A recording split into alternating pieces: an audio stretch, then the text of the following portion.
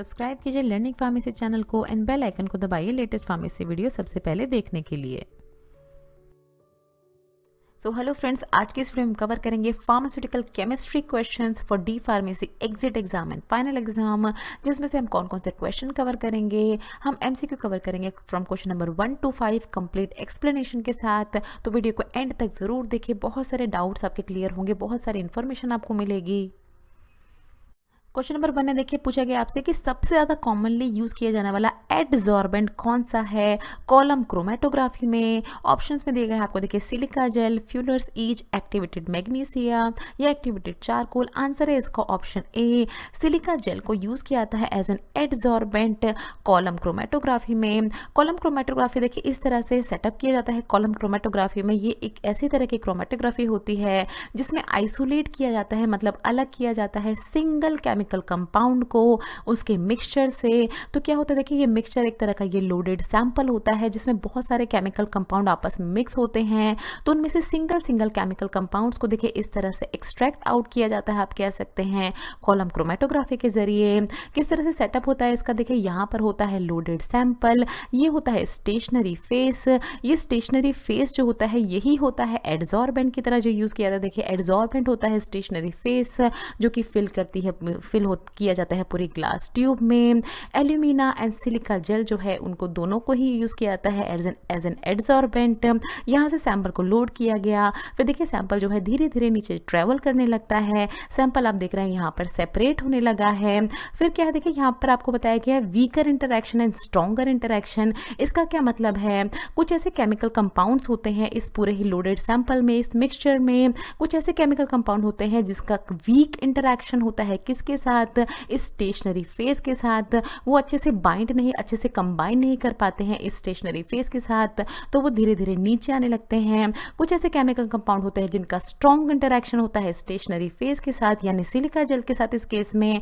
तो वो इस तरह से देखिए यहाँ पर इस तरह से बाइंड हो जाते हैं इनके साथ, और इस तरह से धीरे धीरे करके ये सैंपल जो है इसके अलग अलग केमिकल कंपाउंड जो उसमें प्रेजेंट हैं उनको इल्यूट कर लिया जाता है, मतलब रिमूव कर लिया जाता है, एक तरह से एक्सट्रैक्ट कर लिया जाता है और फाइंड आउट किया जाता है। तो ये किया जाता है देखिए कॉलम क्रोमेटोग्राफी में। क्वेश्चन नंबर 2 में पूछा है, देखिए ड्रग बेंजोकेन ऐसे की जाती है, इनमें से कौन सी टाइट्रेशन के through, gravimetry analysis, potentiometry titration, nitrite titration या रिडॉक्स टाइट्रेशन। आंसर है इसका ऑप्शन डी, रिडॉक्स टाइट्रेशन के थ्रू किया जाता है ऐसे बेंजोकेन ड्रग का। ये देखिए आप बेंजोकेन ड्रग का स्ट्रक्चर देख रहे हैं। अगर इसकी नॉमेनक्लेचर की हम बात करें तो देखिए ये जब बेंजीन रिंग पे COOH ग्रुप लगता है तो इसको कहा जाता है बेंजोइक एसिड। यहाँ पर देखिए बेंजोइक एसिड है मेन रिंग है, इसकी 1 2 3 4th पोजीशन पे अमीनो लगा है, तो यहाँ पर है देखिए 4 amino. Benzoic acid, ethyl ester, CH3CH2 ये है इथाइल, और इसके साथ जब O लग जाता है तो ये इथाइल एस्टर बन जाता है। तो इन तीनों को ही फ्यूज करके बना है देखिए बेंजोइक एसिड। ये benzoic acid 4 amino ethyl ester. ये हो गई बात इसके नॉमेनक्लेचर की। नाउ क्या होती है, देखिए रिडॉक्स टाइट्रेशन। ये एक तरह का लेबोरेटरी मेथड होता है जिसके थ्रू कंसंट्रेशन ऑफ एनालाइट की कंसंट्रेशन, एनालाइट देखिए यहाँ पर ये फ्लास्क होता है, ये ब्यूरेट होती है, इस ब्यूरेट में क्या होता है टाइट्रेंट होता है, और ये फ्लास्क होता है जिसमें क्या लिया जाता है एनालाइट लिया जाता है, सैंपल आप कह सकते हैं लिया जाता है, और उस सैंपल में कुछ ड्रॉप्स ऑफ इंडिकेटर डाले जाते हैं, और इसके थ्रू क्या पता लगाया जाता है, कंसंट्रेशन पता लगाई जाती है एनालाइट की जो कि इस कोनिकल फ्लास्क में है, रिडॉक्स रिएक्शन के थ्रू, जो कि और ये रिडॉक्स रिएक्शन किसके बीच में हो रहा है, टाइट्रेंट एंड एनालाइट के बीच में होता है। टाइट्रेंट जैसे हमने आपको बताया ब्यूरेट में होता है। ऑक्सीडेशन रिडक्शन रिएक्शन जो होता है रिडॉक्स रिएक्शन, इसमें क्या होता है, देखिए मॉलिक्यूल इलेक्ट्रॉन्स जो होते हैं उनका ट्रांसफर होता है दो स्पीशीज के बीच में। किस तरह से होता है वो इसमें देखेंगे।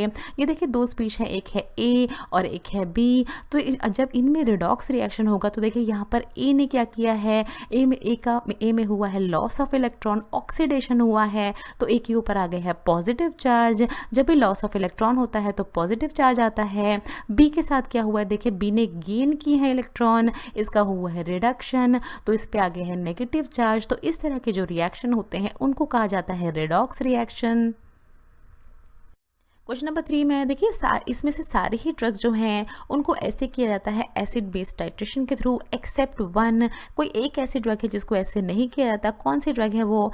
एस्पिरिन, साइक्लोसिरिन, बेंजोइक एसिड या डिक्लोफेनाक सोडियम। आंसर है इसका ऑप्शन बी। साइक्लोसिरिन को नहीं किया जाता है एसिड बेस्ड टाइट्रेशन के थ्रू। बाकी सारी ही ड्रग्स जो है उनको किया जाता है इस एसिड बेस्ड टाइट्रेशन के थ्रू। बहुत ही कॉमन टाइट्रेशन मेथड है जो कि आपके प्रैक्टिकल्स में भी आप करेंगे तो थोड़ा सा समझाने की आपको कोशिश करते हैं। ये देखिए ये होती है ब्यूरेट कैंप के थ्रू इसको इस तरह से हैंग किया जाता है। ब्यूरेट में भरा जाता है एक सॉल्यूशन जिसको कहा जाता है टाइट्रेंट।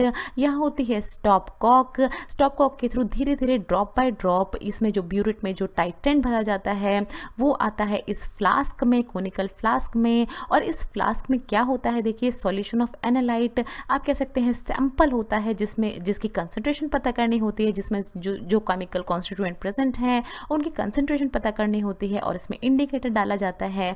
यहाँ पर देखिए ये acidic solution, acid based titration है तो यहाँ पर एसिडिक सॉल्यूशन इसमें फिल किया जा रहा है किसमें, इस कोनिकल फ्लास्क में, इस पिपेट के थ्रू। और थोड़ा सा क्या डाला जा रहा है देखिए, इंडिकेटर को डाला जा रहा है जिससे कि रीडिंग जो है वो अच्छे से मिल पाए।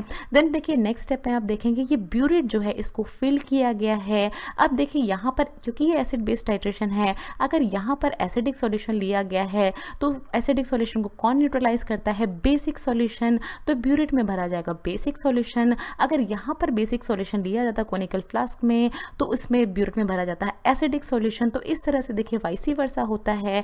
कंसंट्रेशन पता करने के लिए इनिशियल रीडिंग्स ली जाती हैं। तो देखिए ये स्टॉप कॉक को फिर ओपन किया जाता है ड्रॉप बाय ड्रॉप। यहाँ पर से ब्यूरेट में से जो सॉल्यूशन है टाइट्रेंट वो ड्रॉप बाय ड्रॉप इसमें कोनिकल फ्लास्क में गिर रहा है। अब यहाँ पर देखिए एक ऐसा पॉइंट आता है जब कलर चेंज होने लगता है इस कोनिकल फ्लास्क के सॉल्यूशन का, वहाँ पर इसको होल्ड कर दिया जाता है, स्टॉप कर दिया जाता है, इसको बंद कर दिया जाता है एक तरह से स्टेप को, और फिर ये फाइनल रीडिंग ले ली जाती है। तो इसी का जो इनिशियल रीडिंग और फाइनल रीडिंग के बीच का जो ये जो डिफरेंस होता है, जितना ये पॉइंट्स होते हैं उसके बेस पे पता लगाया जाता है कि कितनी कंसंट्रेशन है इसमें एसिडिक जो केमिकल कॉन्स्टिट्यूएंट हमें पता लगाना है उसकी कंसंट्रेशन पता की जाती है इस मेथड के थ्रू। तो ये ओवरऑल हम अपने आप को मेथड बताया एसिड बेस्ड टाइट्रेशन का। क्वेश्चन नंबर 4 है देखिए पूछा है आपसे the word gradient refer to. Gradient को इनमें से क्या कहा जाता है, ग्रेजुअल, परपेंडिकुलर, सिमिलर या हॉरिजॉन्टल। आंसर है इसका ऑप्शन ए, ग्रेजुअल कहा जाता है। देखिए ग्रेडियंट को एक एग्जांपल के तौर पे समझेंगे तो आपको अच्छे से समझ में आएगा। मानिए आप कोई माउंटेन जो है वो क्लाइंब कर रहे हैं। जब आप धीरे धीरे माउंटेन के ऊपर जा रहे हैं तो क्या है, माउंटेन जो वो स्टीप होता जा रहा है। इस तरह से देखिए उसकी चढ़ाई बढ़ती जा रही है तो एक तरह का पॉजिटिव इंक्रीज हो रहा है, यहाँ पर पॉजिटिव ग्रेडियंट को देखने को मिल रहा है। बट इसी समय क्या हो रहा है, टेम्परेचर जो है देखिए नीचे जो है टेम्परेचर काफ़ी ज़्यादा था बट जैसे जैसे आप ऊपर चढ़ते जाएंगे टेम्परेचर जो है वो कम होता जाएगा। तो नेगेटिव इंक्रीज भी हो रहा है। देखिए नेगेटिव ग्रेडियंट भी इसमें बढ़ रहा है, टेम्परेचर जो है वो कम हो रहा है ऊपर जाते जाते और स्टीपनेस जो है वो बढ़ रही है। तो जो भी चीज़ धीरे धीरे करके होती है, चाहे वो इंक्रीज़ हो रही हो, इसकी चढ़ाई इंक्रीज़ हो रही है बट चढ़ाई इंक्रीज़ होने के साथ साथ यहाँ टेम्परेचर जो है वो धीरे धीरे धीरे करके कम होता जा रहा है। तो इसको कहा जाता है ग्रेडियंट या मतलब ग्रेजुअल, जो बहुत ही धीरे धीरे करके बढ़ती है चीज़ या धीरे धीरे करके घटती है चीज़। क्वेश्चन नंबर 5 है देखिए कौन सा डिटेक्टर यूज़ किया जाता है यूवी विजिबल स्पेक्ट्रोफोटोमीटर्स में, वो आपसे पूछा है। डिटेक्टर का नाम पूछा है आपसे।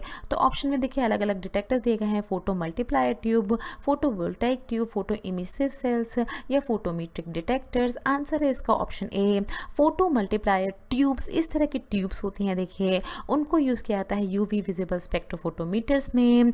ये क्या होता है देखिए, यूवी विजिबल स्पेक्ट्रोफोटोमीटर एक ऐसी टेक्निक होती है, एक तरह की क्वांटिटेटिव टेक्निक होती है जिसके थ्रू सैंपल ने कितनी लाइट एब्जॉर्ब की है उसका पता लगाया जाता है। यहाँ देखिए एक लाइट सोर्स होता है, ये लाइट सोर्स जो है ये पास किया जाता है मोनोक्रोमेटर से। मोनोक्रोमेटर में क्या होता है, एक तरह का ये प्रिज्म होता है जिसके थ्रू जब लाइट पास होती है तो वो अलग अलग देखिए वेवलेंथ में डिस्पर्स्ड हो जाती है। कुछ विजिबल वेवलेंथ होती है, कुछ मतलब अलग अलग जितनी भी वेवलेंथ्स होती हैं उनमें ये लाइट जो है वो डिस्पर्स्ड हो जाती है। फिर ये जो लाइट है फिर ये पास होती है सैंपल के थ्रू और सैंपल के थ्रू पास होने के बाद इसको डिटेक्ट किया जाता है डिटेक्टर में कि कितना अमाउंट ऑफ लाइट जो है वो एब्जॉर्ब किया है सैंपल में, उसको डिटेक्ट कर लिया जाता है। तो ये टेक्निक होते देखिए यूवी विजिबल स्पेक्ट्रोफोटोमीटर्स के थ्रू होता है इस टेक्निक में। So thanks for watching. Next video में कवर करेंगे pharmaceutical chemistry questions for D pharmacy exit exam and final exam, जिसमें हम बाकी के एमसीक्यू कवर करेंगे from question number 6 to 10। So friends, अगर आपको ये वीडियो अच्छी लगे तो इस वीडियो को जरूर लाइक कीजिए, शेयर कीजिए अपने फ्रेंड्स के साथ। अगर आप चैनल पर पहले पर आए हैं तो प्लीज़ चैनल को जरूर सब्सक्राइब करें। वीडियो के नीचे रेड कलर का सब्सक्राइब बटन दिया होगा, उस पर क्लिक करके आप चैनल को सब्सक्राइब कर सकते हैं। अगर आपको कोई भी सवाल है तो नीचे दिए हुए कमेंट बॉक्स में आप हमसे कुछ भी पूछ सकते हैं। ये कुछ हमारे रिलेटेड वीडियोस के लिंक हैं जिन पे क्लिक करके आप उनको देख सकते हैं। दोस्तों, लर्निंग फार्मेसी पे आने के लिए और ये वीडियो देखने के लिए आपका बहुत बहुत शुक्रिया। मिलते हैं अगले वीडियो में।